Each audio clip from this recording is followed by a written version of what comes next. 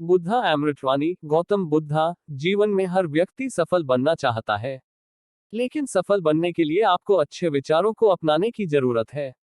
गौतम बुद्ध के उपदेशों से आपके जीवन में सकारात्मक बदलाव आते हैं और इससे आपका जीवन बदल जाता है। यही कारण है कि बुद्ध के विचारों को सुखी जीवन का सूत्र कहा जाता है। सफल बनने के लिए हर व्यक्ति का अपना एक लक्ष्य पहले से ही निर्धारित होता है और वह उसी के अनुरूप काम करता है।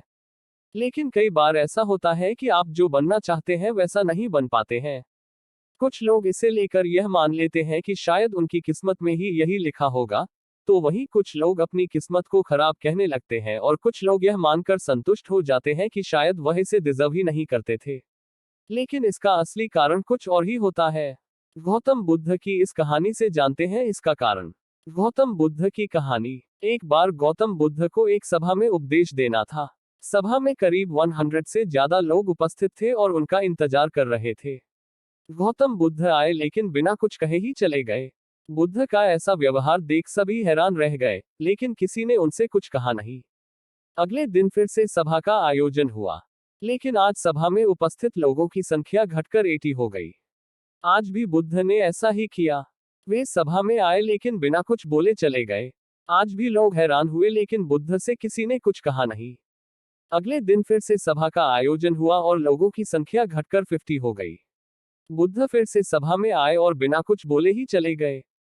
आज भी बुद्ध से किसी ने कोई प्रश्न नहीं किया। अगले दिन फिर से सभा का आयोजन हुआ और इस बार लोगों की संख्या केवल 30 थी। आज भी बुद्ध बिना कुछ बोले मुस्कुराकर चले गए। आप कहानी को पढ़ते हुए इरिटेट हो गए होंगे और सोच रहे होंगे कि आखिर बुद्ध को कुछ बोलना नहीं तो बार बार सभा का आयोजन क्यों हो रहा है। ठीक इसी तरह सभा में मौजूद लोगों को भी गुस्सा आ रहा था। लेकिन इसका जवाब जानने के लिए आपको धैर्य रखना होगा। अगले दिन फिर से सभा का आयोजन और आज सभा में केवल 15 लोग ही उपस्थित रहे। लेकिन आज गौतम बुद्ध ने अपना स्थान ग्रहण कर लिया और उपदेश देने के लिए बैठ गए। बुद्ध ने जिन 15 लोगों को उपदेश दिए वे उनके भिक्षु बन गए और इन लोगों ने आगे चलकर बुद्ध के ज्ञान को अलग अलग दिशाओं में फैलाया। एक बार इन लोगों ने बुद्ध से प्रश्न किया कि सभा का आयोजन होने के बावजूद भी आप क्यों कई दिनों तक बिना बोले ही चले जाते थे। बुद्ध ने उत्तर दिया, मैं उन लोगों को खोज में था जो लायक हो। सभा के पहले दिन 100 से भी ज्यादा लोग थे, लेकिन उनमें से ज्यादातर लोगों को मेरे उपदेश से कुछ मतलब नहीं था। इसके बाद जो लोग अगले दिन आए उन्हें भी मेरे उपदेश से कोई मतलब नहीं था।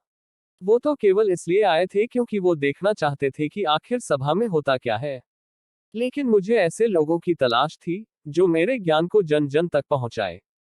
मैं कई दिनों तक इसलिए बिना बोले चला गया क्योंकि मैं यह देखना चाहता था कि आखिर वो कौन लोग हैं तो सच में मेरे उपदेश को सुनना चाहते हैं और जिन्हें वास्तव में ज्ञान पाने की प्यास थी। ऐसे लोग ही रोज आए।